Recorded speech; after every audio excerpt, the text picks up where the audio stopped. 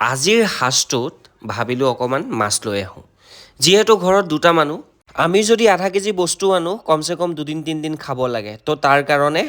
খুবেই কম বস্তু আনো এইফালে আকৌ ধনিয়া গৰৈ মাছো জীয়াই ৰাখিছোঁ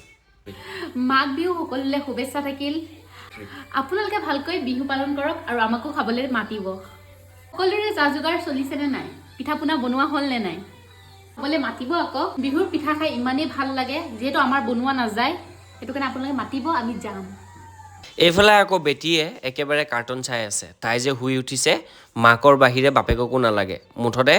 মাকক দেখা লগে লগে আম্মা বুলি ক'ব পৰা হৈছে দেই লগতে আকৌ আব্বা বুলিও কয় বেটি আকৌ শুই উঠিছে শুই উঠি আকৌ মাককে লাগে